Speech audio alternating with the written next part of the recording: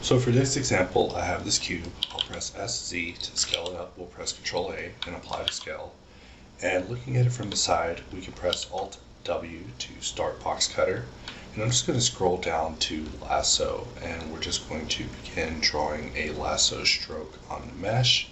And we'll press Ctrl X to switch to knife, but we'll press Shift K to turn on hops marking. And if we press spacebar, we can see that we performed a lasso cut through this, but we also marked it with hops markings based on what's specified in the control tilde of HardOps itself.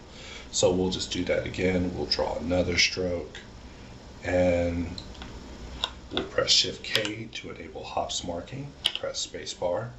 And with our selection, we can just actually move that down because we do have the luxury of having the selection. So let's say that we were wanting to actually make this work out with quad remesher. In fact, to make it a little more interesting, we'll enable wireframe and use a little bit of HardOps to dice on all axes to just really add some extra geometry here.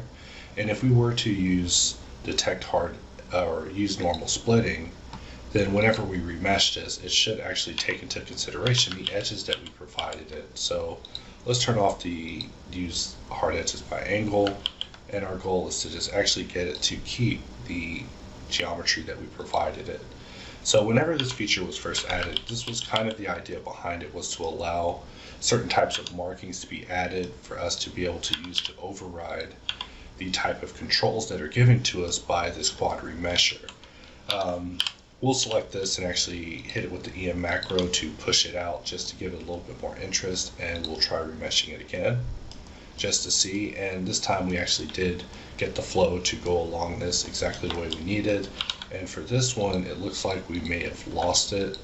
However, it looks like there were hints of it actually trying to adhere to the form that was given. In fact, let's take this back a few levels, and we can duplicate this next to it and then remesh it, and we can see what the results giving us. And we see that we somewhat were able to guide the flow in this particular area, albeit not the way that I was hoping, through quad remesher using the Shift K knife mark that's available inside of BoxCutter. So this is one of those rare things that I haven't got an opportunity to demonstrate in action yet, but it is something that I do plan to be showing on some projects that are definitely most certainly not cubes, because it has so much potential for being able to control the geometry and get you a very specified topological result when used correctly.